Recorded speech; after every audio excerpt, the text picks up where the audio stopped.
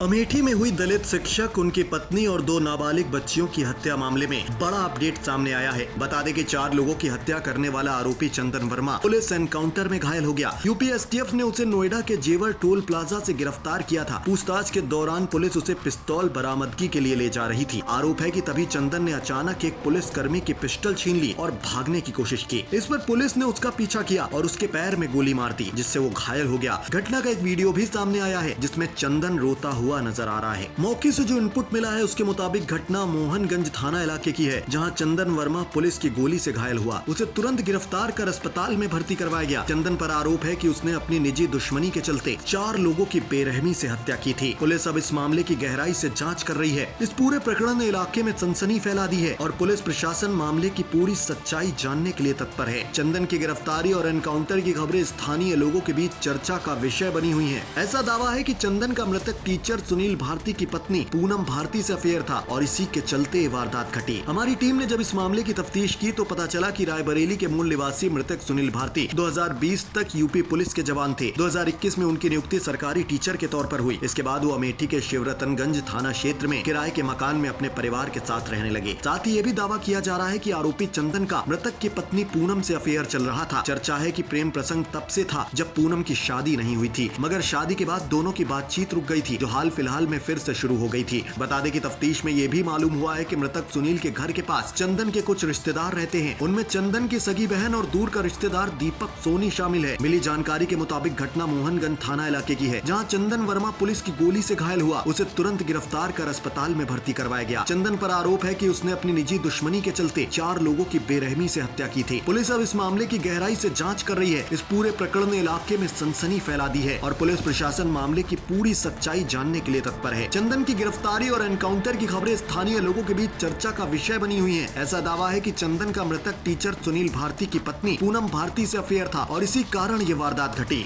मौके से जो इनपुट मिला उसके मुताबिक घटना वाले दिन 3 अक्टूबर को चंदन सबसे पहले दीपक की मोबाइल की दुकान पर पहुंचा। यहाँ उसने अपनी बाइक खड़ी की। इसके बाद वो टीचर के घर पहुंचा और यहाँ उसने सुनील, पूनम और उनकी 2 नाबालिग बेटियों की कथित तौर पर जान ले ली। यहाँ गौर करने वाली बात यह है कि सुनील के घर के पास एक दुर्गा पंडाल लगा हुआ था, जिसकी वजह से आसपास बहुत शोर था। शोर की वजह से गोलियों की आवाज लोग नहीं सुन पाए, मगर सुनील के मकान मालिक ने गोलियों की आवाज सुन ली थी। इसके बाद उसने घटना की जानकारी लोगों को दी। जब लोग घर पर आए तब तक चंदन फरार हो चुका था और सबकी मौत हो चुकी थी। अमेठी पुलिस के मुताबिक परिवार ने चंदन वर्मा के खिलाफ अनुसूचित जाति और अनुसूचित जनजाति अधिनियम 1989 के तहत शिकायत दर्ज कराई थी। पुलिस के मुताबिक सुनील ने अपनी शिकायत में ये भी उल्लेख किया था कि अगर उसे या उसके परिवार को कुछ होता है तो इसके लिए चंदन वर्मा ही जिम्मेदार होगा।